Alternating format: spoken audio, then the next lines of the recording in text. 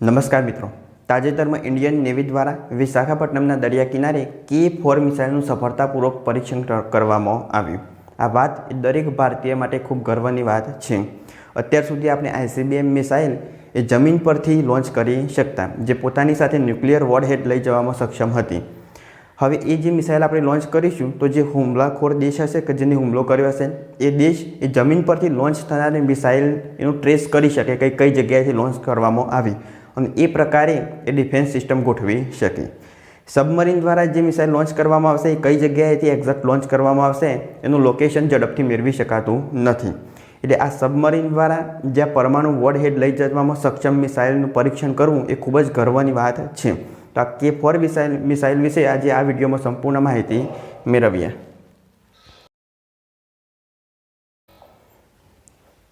K4 missile, કે એટલે મતલબ થશે કલામનું ચોથું વર્ઝન એટલે K4।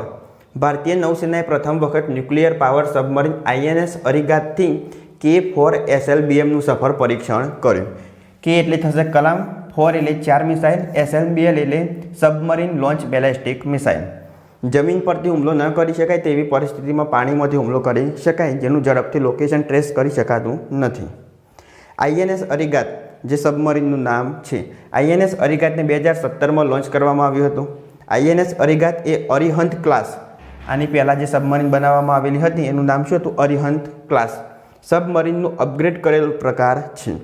તે વિશાખાપટ્ટનમ શિપ બિલ્ડિંગ સેન્ટર ખાતે પરમાણુ સબમરીન બનાવવા માટે એડવાન્સ ટેકનોલોજી વેસલ પ્રોજેક્ટ હેઠળ ભારત દ્વારા બનાવવામાં આવેલ બીજી પરમાણુ સંચાલિત બેલેસ્ટિક મિસાઇલ સબમરીન છે, જેનું કોડ નેમ S3 છે। તો એ આગળ પહેલાં ન્યુક્લિયર સબમરીન કઈ હતી તો અરિહંત ક્લાસ, એના પછી એનું અપગ્રેડ કરી અને બીજું વર્ઝન બનાવવામાં આવ્યું જેનું નામ INS અરિગાત છે। INS અરિગાત સબમરીનની ઝડપ કેટલી તો પાણીની અંદર 22થી 28 કિલોમીટર પ્રતિ કલાકની ઝડપ છે। એના વજનની વાત કરીએ તો 6000 ટન, લંબાઈ 111.6 મીટર, પહોળાઈ 11 મીટર, ઊંચાઈ 9.5 મીટર અને પાણીની અંદર 980થી 1300 ફૂટ ગહેરાઈ સુધી જઈ શકે। હવે આ સબમરીનમાંથી મિસાઇલ લોન્ચ કરવી એ ખૂબ ગર્વની વાત છે। સબમરીનમાંથી જ્યારે મિસાઇલ લોન્ચ થાય તો એ પોતાની સાથે ન્યુક્લિયર વોરહેડ એટલે કે 2500 કિલો સુધીનો ન્યુક્લિયરનો વોરહેડ લઈ જવામાં સક્ષમ છે।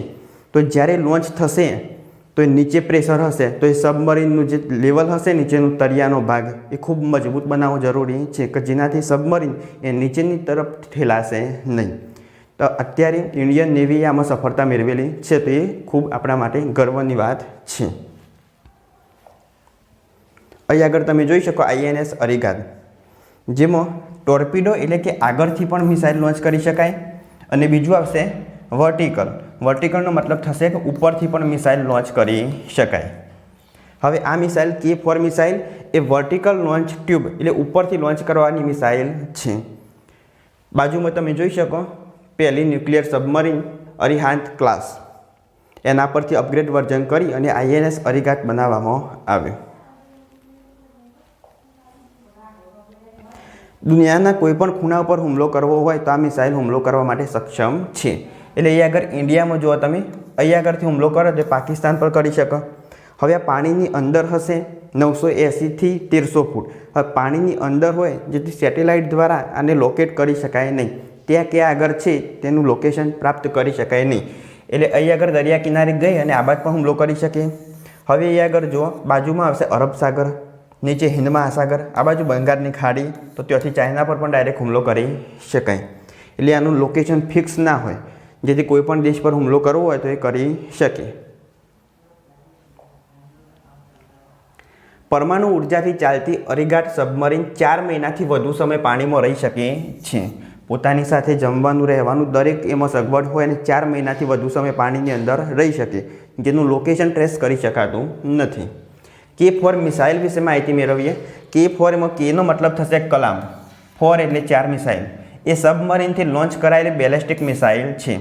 અત્યાર સુધી આપણે ICBMનો ઉપયોગ થતો, અત્યારે રશિયાએ યુક્રેન પર હુમલો કરેલો છે ICBM, એનો વિડીયો અલગથી બનાવેલો છે, ન જોયો હોય તો આ બટન પર ક્લિક કરી અને જોઈ લો।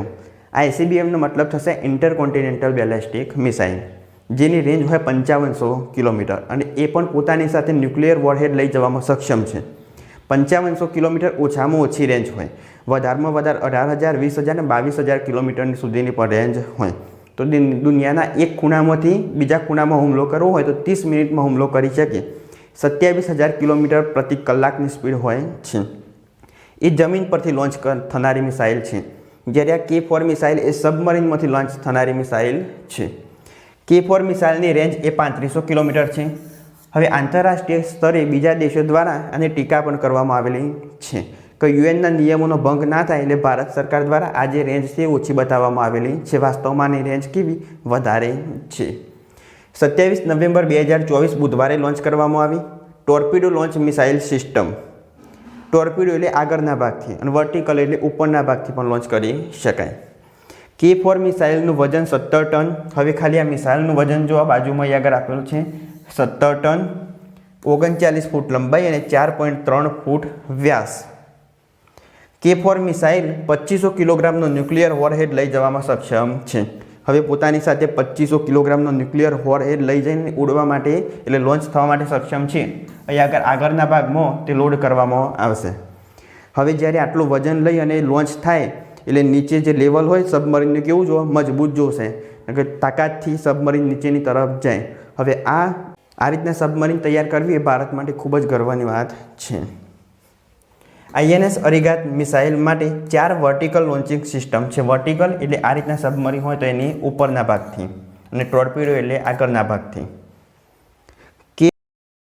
સાગરિક જેની રેન્જ 750 કિલોમીટરથી 1500 કિલોમીટર છે. તો એ આગળ આ 4 ન્યુક્લિયર વોરહેડ જે મિસાઇલ એની સાથે બીજી કઈ આવશે 15 સાગરિક મિસાઇલો પણ હશે જેમની રેન્જ કેટલી 750થી 1500 કિલોમીટર સુધીની છે. બાજુમાં તમે જોઈ શકો કિલર K4 જેની રેન્જ 3500 કિલોમીટર, લેન્થ એટલે લંબાઈ 12 મીટર, પહોળાઈ 1.3 મીટર. પછી વોરહેડ 2 ટન પણ વોરહેડ કેટલો 2500 કિલોગ્રામ. નીચે તમે એની માહિતી જોઈ શકો. વોરહેડ આગળના ભાગમાં લગાવવામાં આવશે. જો આગળ વર્ટિકલ એટલે કે ઉપરના ભાગેથી લોન્ચ થશે. હવે નીચે દરિયાની અંદર પાણીની અંદર હોય તે સમયે લોન્ચ થશે. તો આગળ આ ઢાંકણ ઉપર ઓપન થશે અને એમાંથી લોન્ચ થશે. નીચે હવાનું પ્રેશર વધારે હશે જેના કારણે પાણી અંદર જઈ શકશે નહીં અને પછી ઢાંકણ બંધ થઈ જશે. તો મિસાઇલ ઉપર જશે અને ઉપર જઈને પોતાનું ટાર્ગેટ નક્કી કરી અને અટેક કરશે. તો આ માહિતી હતી K4 SLBM મિસાઇલ વિશે. જો વિડીયો ગમ્યો હોય તો લાઈક કરો, શેર કરો, ચેનલ સબસ્ક્રાઈબ કરો. ત્યાર સુધી જય હિન્દ, જય ભારત.